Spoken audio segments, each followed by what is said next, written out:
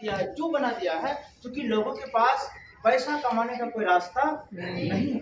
आप सोचिए ना, अगर आपके पिताजी के पास ऐसा कोई बड़ा बिजनेस होता जिस बिजनेस में लाखों रुपया आपके पिताजी कमाते, तो क्या आपको जॉब ढूंढना पड़ता?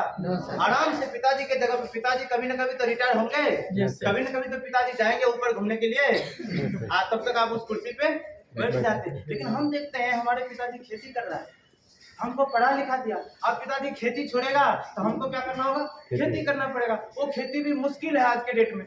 मेरे पिताजी किसान है तो हम जानते हैं। हम कभी कभी बोलते हैं पापा इतना गेहूं मकई हुआ, 50-50 बोरा हुआ, पैसा किधर रखे? बोला कि पैसा बचता कहाँ है, वो तो समझो कर लेते हैं। क्या करेंगे गाँव में बैठ के? खेती बाड़ी इतना जमीन तमीन है तो कर लेते, बचता कहाँ? अगर तुमको लग रहा है कि मकई का पैसा 1.5 लाख आया, इसका मतलब 70,000 पहले खर्चा हो चुका है, 1 लाख पहले खर्चा हो चुका है। तो लोग ये सब चीज सोचता है। आप अच्छा एक चीज कभी सोचे है, डॉक्टर का बेटा क्या बनना चाहता है? डॉक्टर। इंजीनियर का बेटा IAS का बेटा, IPS का बेटा। तो सबका बेटा अपने बाप की तरह बनना चाहता है, तो किसान का बेटा किसान क्यों नहीं बनना चाहता है? ये कभी सोचे हैं? बनना चाहता है क्या? डॉक्टर का बेटा, ऊपर से डॉक्टर भी बेटा को डॉक्टर बनाना चाहता है, इंजीनियर बेटा को इंजीनियर बनाना चाहता है, लेकिन किसान अपने बेटा को किसान नहीं बनाना चाहता है। सोचिए क्या सिस्टम है। जो हीरो है अपने बेटा को हीरो बनाना चाहता है, जो हीरोइन है बेटी को हीरोइन अपने आंखों के सामने उसको लंच करना चाहती है कि जल्दी लंच हो जाए, 1-2 मूवी आ जाए, सुपर हिट हो जाए, उसके बाद ये वायरल हो जाएगी। लेकिन एक ही ऐसा प्रोफेशन है जहां पर बाप अपने तरह बेटा को नहीं बनाना चाहता है और बेटा बाप के तरह नहीं बनना चाहते हैं, और वो डेट इज एग्रीकल्चर जो ये खेती बाड़ी करने वाला, छोटा मोटा दुकान करने वाला है। समझ में आया? तो इसीलिए एक ही ऑप्शन लोगों के पास क्या है? जॉब। चलो जॉब मिल जाएगा तो क्या होगा? सेटलमेंट लाइफ होगा। कोई सेटलमेंट लाइफ नहीं होगा। जॉब क्या चीज है समझो।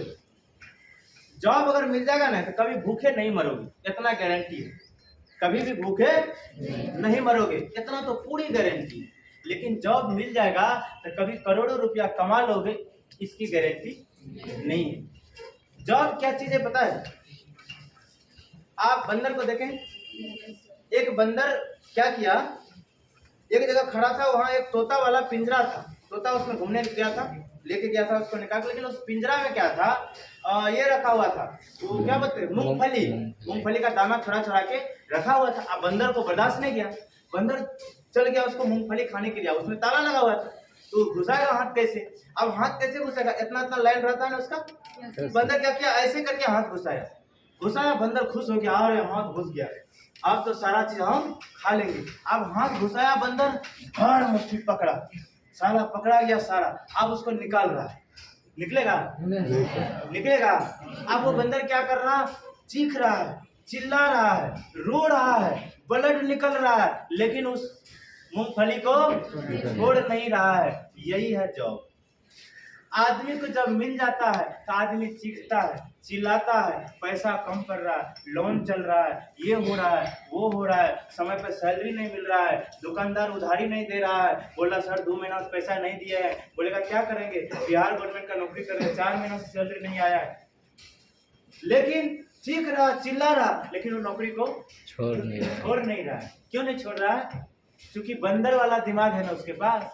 बंदर के सामने 1 दर्जन केला रखिए, आप बगल में 1 करोड़ का वो गड्डी रखिए, वो क्या लेगा? केला। क्या लेगा? केला ही लेगा। बोलेगा अरे यहाँ तो बहुत अच्छा चीज रखा हुआ है, वो 1 करोड़ का गड्डी लेगा? क्यों नहीं लेता है?